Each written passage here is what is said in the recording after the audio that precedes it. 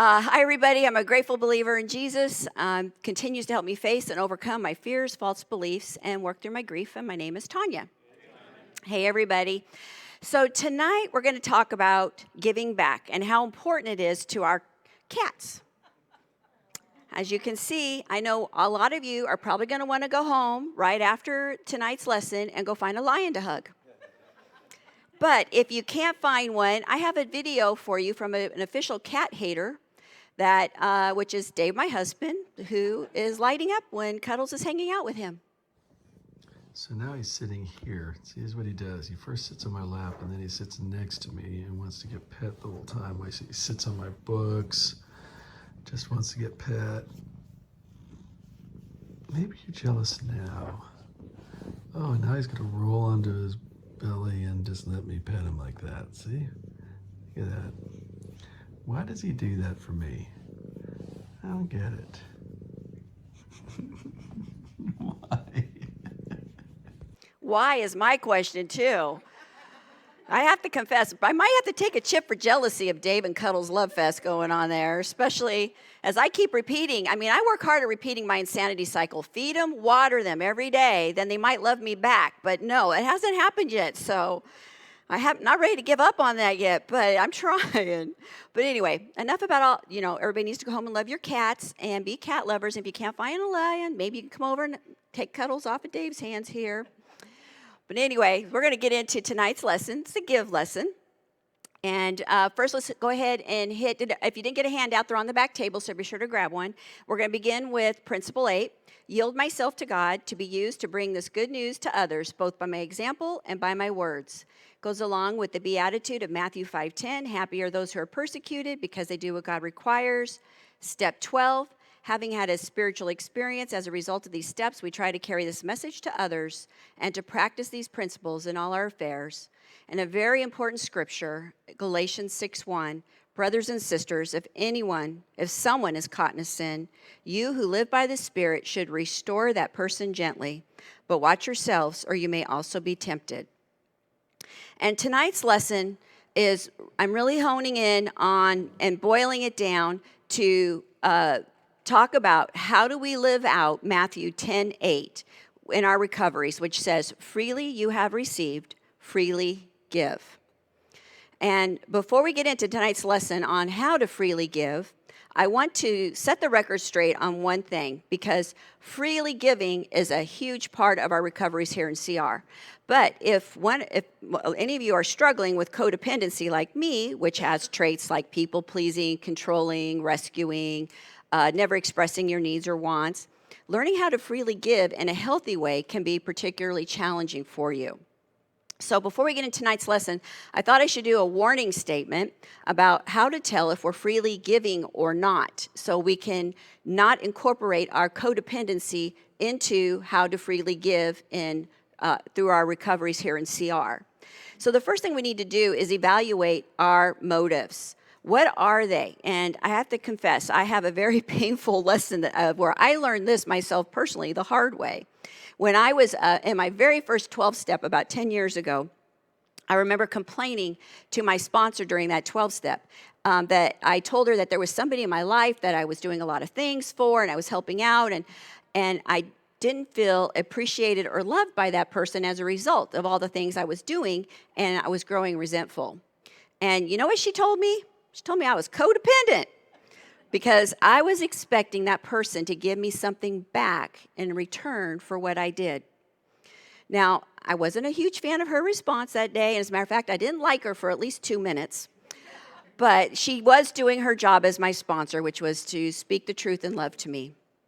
And as I pondered what she said, I realized I wasn't freely giving because I did expect something back.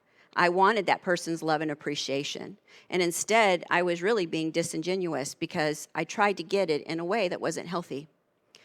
So now, when I get ready or think about giving or doing something for others, I stop and ask myself, am I giving freely or am I expecting something back if I do it? And then from there, I'm going to know if I'm doing it for the right reasons. That really helps guide me to a good place so I can think it through and know if I do this, I need to not expect anything back. If they come back and say something, great, If not, that's great. It just helps me to walk through that process. So it's super important because as we get into the giving lesson, it's not an invitation to go back and be more codependent. So I just want to make sure that's clear and that we don't bring our unhealthy codependency and our behaviors that we've learned in our codependency into how we freely give back. All right, so now my warning statement's out of the way. Let's proceed with tonight's lesson. We're going to begin with the first letter. It's going to be a short lesson. I only got 4 letters, Digger. Your favorite. I know you like these 4-letter ones. But the first one is G for God, the first giver. Now, God set the greatest example of freely giving when he sent Jesus to die for us all. And there isn't anything we can do to earn this or buy this gift. He did it freely for everyone. And on top of that, he doesn't guilt us or manipulate us into accepting his free gift. He gives us the choice if we want to receive it or not. And I think everybody here gets the significance and the importance of what God did for us. So I'm not going to go much deeper into that other than to say the challenge for us to freely give, like I mentioned in that verse of Matthew 10:8, of freely he has given us, freely we are to give. That's really hard to do, especially if we want to be genuine and not do it out of compulsion or our codependent behaviors. And so I asked myself, why is this so hard? And the truth is, it's because our hurts, our habits, and our hang-ups get in the way. And I didn't realize how much they got in the way until I started coming to CR and working on my recovery here. And that's the purpose of that story I just shared with you. That was one of my many painful examples, my codependency showing up in an unhealthy way.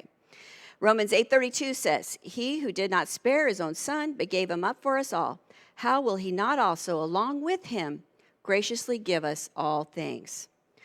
And the cool thing is, here in CR, God gives us all that we need in order to learn how to freely give. He gives us the steps and principles to follow. He gives us scriptures for hope, inspiration, instruction, and direction. He gives us each other to practice on and a safe place to work on the issues that challenge us or get in the way of us freely giving. But we got to keep working it. We can't stop. It's a process and it takes practice. The next letter in our acronym is I. I becomes we. Another way we can practice freely giving is by sharing about our journeys with others and what we've been learning here in CR. We get an opportunity to do this in our 12-step groups, our share groups, when we sponsor others, when we share our testimonies here and at other CRs. We do this because the road to recovery, it is not meant to be traveled alone.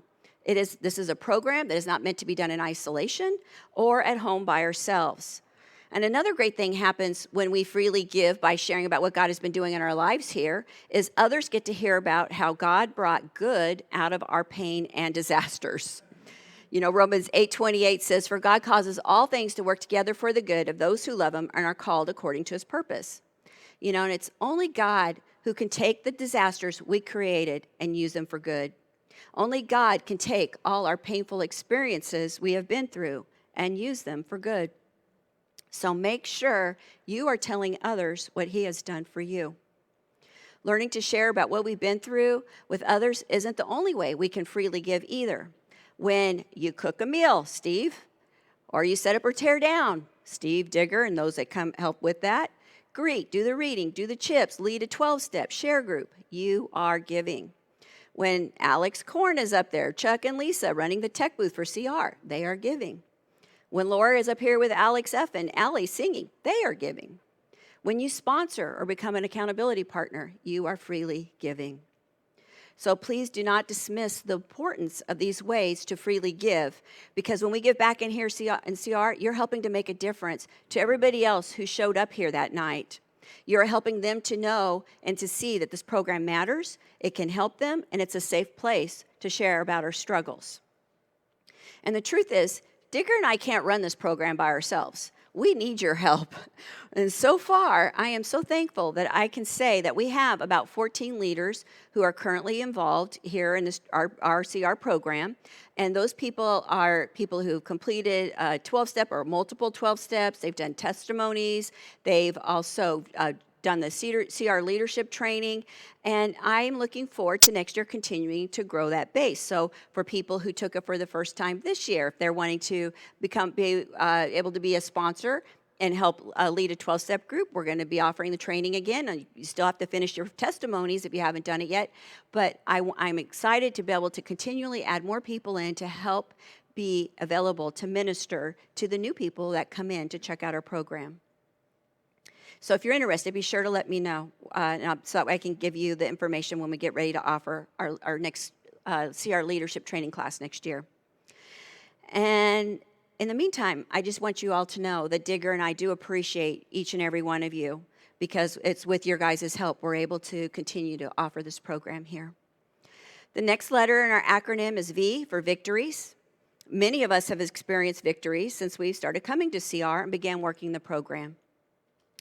And those victories we experience are meant to be shared. Many of you, when giving your full testimony, speak about the bond and the new friendships gained when you did your first 12-step. Many people who come in here to CR for the first time feel like they don't have even a friend that they can be really honest and share really about what's going on in their lives with.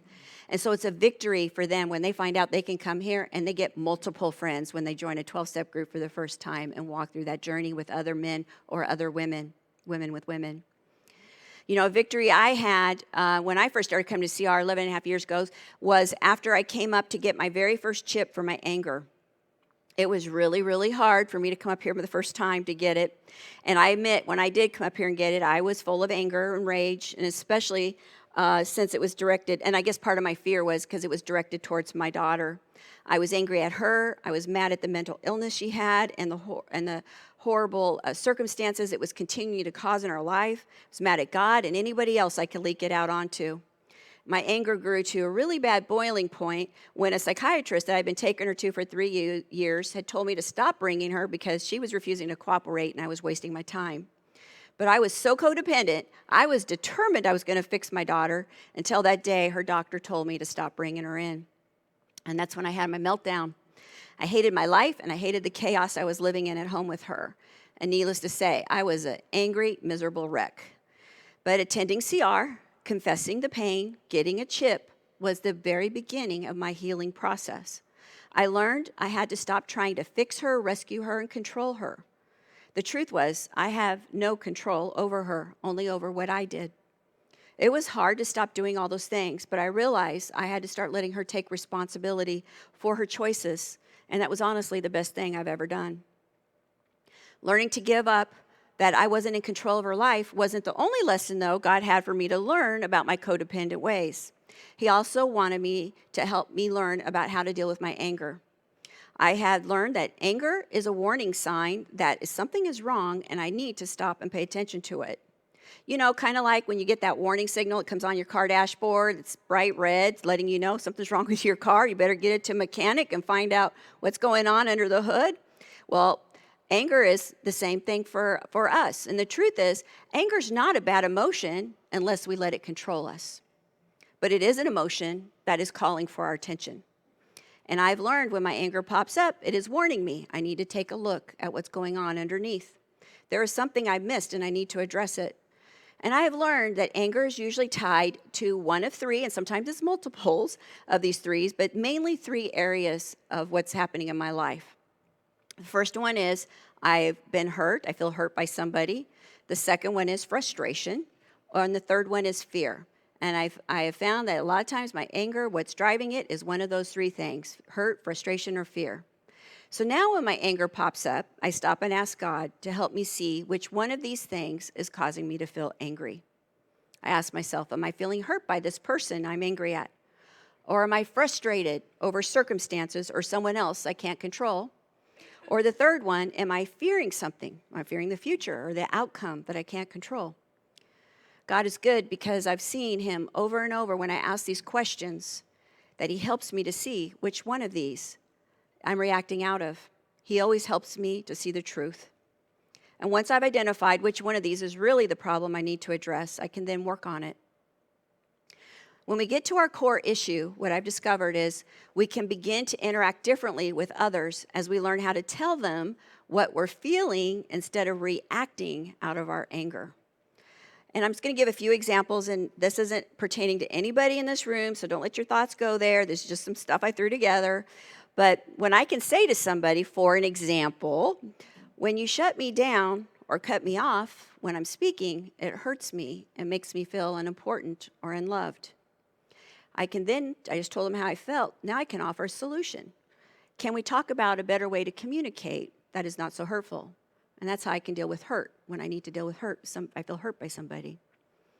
It's harder to attack back, for people to attack us back when we let them know how they made us feel and what we need in a calm tone, instead of trying to use our anger to deal with the situation. Sometimes in the frustration category, unexpected crises and circumstances can throw us into a frustrated tailspin.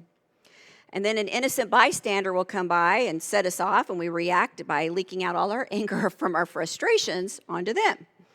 So if we can learn to identify that we're frustrated, and that's what's causing our anger to build, and we're struggling with controlling it, we can let other people know ahead of time.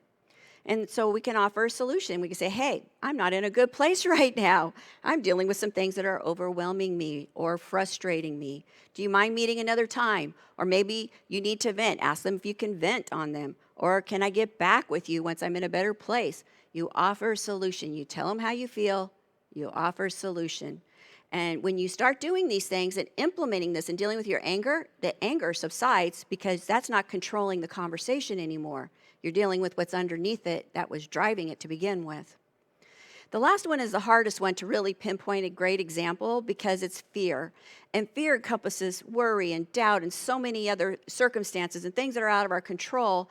And so, but this is probably my biggest issue, and this is why I've been working on fears for so long, because a lot of my anger will come from my fears. And so, and when I get fearful and I find myself getting angry, then I start trying to get super controlling. And that's my way to try to control the outcome so I don't have to let my fears run off and I think I got it and I can manage it. None of it's right and it's not accurate. And as a matter of fact, some of the fears I've struggled with over the years I've been here in CR working on my recovery, I have fears over my daughter and all the drama in her life. I have fear over my mentally daughter. Is she safe? Will she ever get better? I have fears over when Dave went through cancer surgeries. I thought he survived the surgeries, but is he going to survive the recoveries? There's fears over our country anytime I watch the news. And last but not least, one of my biggest fears is when Dave is driving. Just putting it out there, he's a bad driver, people. In denial. And now that I said that, pointed out, I probably just made his denial go deeper.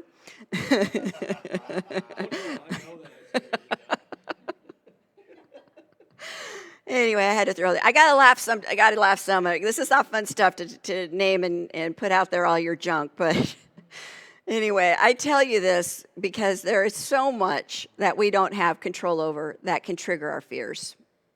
Most of these fears are also, for me, were tied to fear of the future, fear of the unknown, fear of people or situations I can't control. So what's the solution? I have to acknowledge and surrender to God all those things I can't control and ask for his help to trust him and believe by faith he will take care of them. I also have to admit to God when I catch myself playing little g God, attempting to control the outcome. And I also need to work on making amends if needed with others if my angry or controlling ways got the best of me. So learning to pay attention to your anger and see it as a warning signal will help you give it the attention it needs so you don't have to damage the relationships you care about if you will dig deeper and stop and pause and ask yourself, is it driven by your hurts, fears, or frustrations? But I do want to say one thing, and I want to make this clear. This is where I draw my line in the sand. I will not share my toothpaste. Go ask somebody else. You can be my friend, but I will not give you my toothpaste. All right. That's the right picture, right? Oh, wait, no. Oh, we long gone. Oh, okay. Well, you know what I'm talking about. You know what picture it went with. Okay, there he is. Yeah, you want to share? No. All right, well, that way, all right. So now I lost my place. Here we go. I share this victory with you tonight because, and it is a victory because I've learned so much about my codependency and the ways it comes up and what makes it come up and what triggers it And it's been freeing to learn different ways to cope and deal with it. And I share this with you because it's one of the ways I get to practice freely giving to all of you about what God is doing in my life. But I want you to know I haven't arrived. I still have to work at this, and sometimes the stress I'm under or the PSD I struggle with get the best of me, but I continue moving forward, not looking for perfection, but progress. That way, as God continues to help me grow and change, I can share about it freely with all of you. That's kind of biblical, right? 2 Corinthians 1, 3, and 4. Give thanks to the God and Father of our Lord Jesus Christ, the merciful Father, the God from whom all help comes. He helps us in all our troubles so that we are able to help others who have all kinds of troubles, using the same help that we ourselves have received from God. So let's take a look. So be sure to take a look at what's underneath your anger so it doesn't get the best of you. And then share about those victories as you're working on facing your hurts, frustrations, and fears. And the last letter in our acronym for tonight is E for encouragement. Yep, I know. I know what you're thinking. We at one point or another will find ourselves in one of those awkward or dumb places we got ourselves into, and now we're going to need some help or encouragement to get out of it. You know, I love when Roger shared his testimony recently. He told us about the time he relapsed, but he still reached out to his 12-step brothers to tell them. He told them that in the past, when he made mistakes, he felt like it took a long time to get okay with others. But he learned by confessing his mistakes and reaching out, he got to a better place quicker than he had before. The encouragement his 12-step brothers gave him in his time of need helped him to get back to being okay and moving forward again. And that's what the verse is about tonight, Galatians 6:1, that tells us if someone is caught in a sin, restore them gently. And that's exactly what his 12-step brothers did for him. And as a result, he was able to get back on track and keep moving forward and getting back to being okay quicker. And if I'm honest, one of the reasons I like CR so much is I know that I am not the only messed up person in this room. And you all remind me of that, and I know I'm not alone, and I just thank you for the ways that you all share about your walk with God, the victories and struggles you are having, because you all inspire me to continue to do the same. And Lord knows, I still have plenty to work on. And God likes to remind me of that in Philippians 1:6. Saying, being confident of this, he who began a good work in you will carry it on to completion until the day of Christ Jesus. This verse reminds me I'm a work in progress, which won't be completed until Jesus comes back for me. So sorry, honey. So I appreciate all of you who keep coming back to work on yourselves. You all encourage me with your help and your support. And tonight on your handout, I put a couple questions. If you want to use them in your share group, if you don't know what to talk about or you want to use those questions, you can. They're just to help be food for thought. And let's go ahead and stand, and we'll do the Serenity Prayer and head to our share groups.